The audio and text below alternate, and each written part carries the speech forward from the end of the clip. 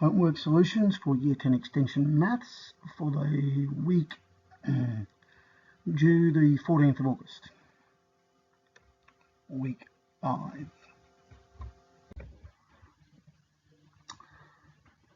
Question 1, we've got ourselves simplification of a bunch of like terms. So we group the terms on the basis of their coefficient of x, of their power of x. So you've got x squared's grouped, and you've got your x's grouped, and then you've got your numbers grouped, and we gather them together in their respective types. You can't go any further. There's no way you can add 5x squared to 2, or you can operate on any of that further stuff. Okay, you can only combine terms that are the same power of x. Question 2 involves expanding using either the FOIL or crab claw method, but in any case, if you've got a bracket in the front with 2 elements and 2 at the back, you're actually going to get 4 components or 4 elements in your answer, and they'll gather together. In this case here, you've got minus 2x and plus 2x that actually cancel, giving you a simplified answer. Question 3 involves an addition of a fraction and a multiplication of a fraction. You've got to do the multiply first, okay, under the order of bombas and brackets, and then you do your multiply and divide. So 2/3 times a half is actually across 2 times 1 and 3 times 2 to give us 2 6 there. Then we have to add these two together. Now the problem with adding is you need common denominators to add. Recognise that 9 and 6 will work with 18, so we multiply the top and bottom of the left hand fraction by 2 to give us 6 over 18. Then over here, well, we need 18 as well, so we multiply it by 3, top and bottom, and we get 6 18ths. 12 18ths is our answer, or 2/3. Of course, over here there's an alternate solution which says 3 9s and 2 6 can actually be recognised as a third each, and you get 2/3 as your answer. That's obviously something you don't notice. I actually missed it first time round. That's why I put it over here as an alternate, because I missed it first time round.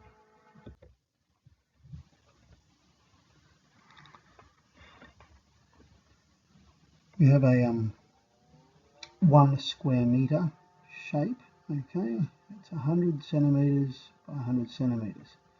And what that means is if you were to do grids, you'd end up with 100 going in that direction, 100 going in that direction. You'd end up with 10,000 of these things, and that's what we talk about here, 10,000 square centimetres, 100 by 100.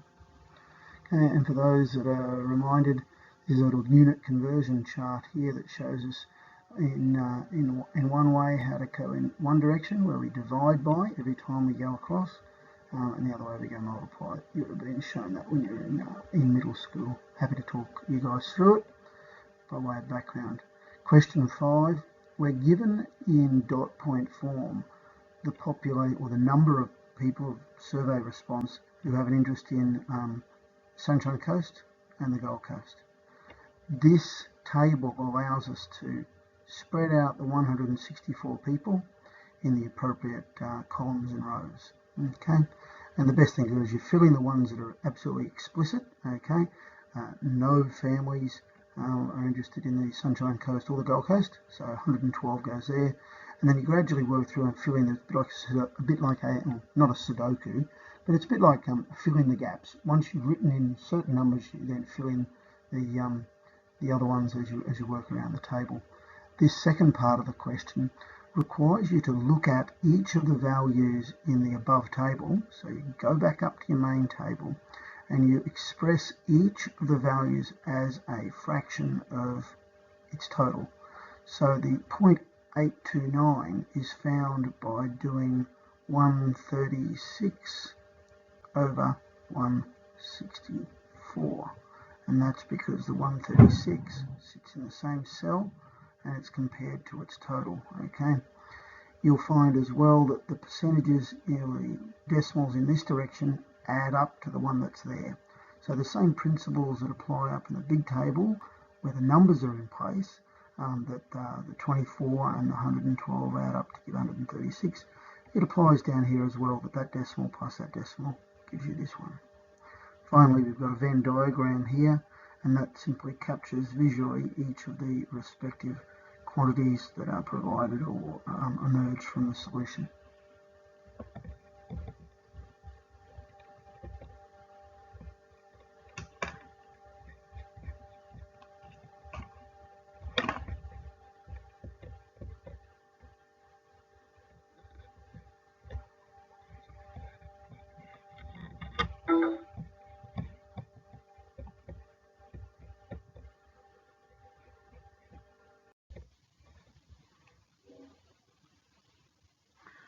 Question 6 gives us that it's a 20% chance of success. There are only two options. A horse either succeeds, in which case we know it's 20% of the time, or it fails, and that will be 80% of the time, because if there are only two possible outcomes, okay, they must add up to 100%. There's no third option. So it either succeeds or it fails, in which case whatever is left over is 80% in this case. Question 7 has 3 greens, okay, and 2 yellows, and you're selecting twice. So we have a selection there and a selection here. If you pull a green one out first, there's only going to be 2 left in the second round. So you put a G there and a G there, but there are 2 yellows still, okay? Down here, if you pull a yellow out first, there's only going to be 1 yellow left, but 3 green. By working your way through this table, okay, you end up, okay, generating all of these values here, okay? There are actually going to be 20 different options. Come down here, the probability of 2 yellows, that's going to be based on here, down here we got 2 yellows, and here we got 2 yellows. And they're identified in our table there and there. Those 2 yellows, 2 possible outcomes over a whole list of 20 gives us 1 on 10. And we do the same with green. There are actually 6 places that GG appears up on our outcomes list. 6 out of 20 or 3 out of 10.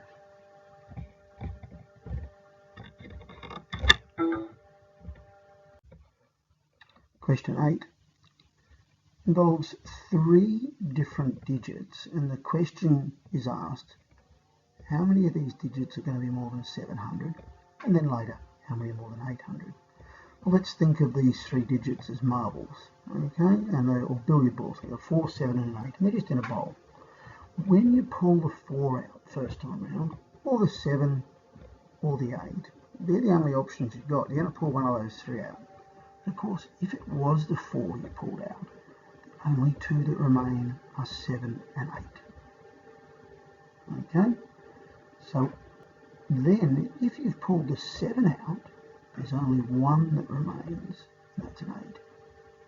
So you end up generating a 4, 7, 8 as your 3 values in order. And similarly, you can work your way across the table and you generate your different results.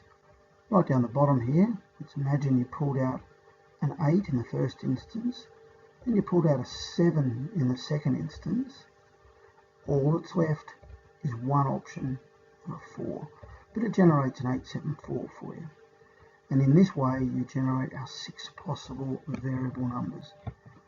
Then the probability of getting more than 700 is a count up of how many of these are greater than 700. And in that case, there are 4 possible outcomes greater out of a list of 6, 4 on 6. And with the 800, there's only going to be 2 that are greater, in which case we get 2 on 6. Question 9 involves pulling the odds of pulling a king out of a pack of 52 cards. If we just randomly shuffle a pack of cards and ask ourselves, what are the odds of pulling a king out first time round? It's 4 on 52. Having done that, what are the odds of pulling a king out again? Well, they're actually going to be, there's only 3 kings left, so it's 3 and there's only 51 cards left, so it's 3 over 51. So continuing that question about pulling the kings out, we recognised on the previous page we had 4 on 52 and 3 on 51. The trick with these questions is to recognise you multiply them together, okay? And you'll get a very low probability. What this means here is that if you sat there long enough, okay, if you had 2,652 goes at pulling a card randomly from the pack, 12 times it'd happen that you get 2 kings in a row. Very unlikely.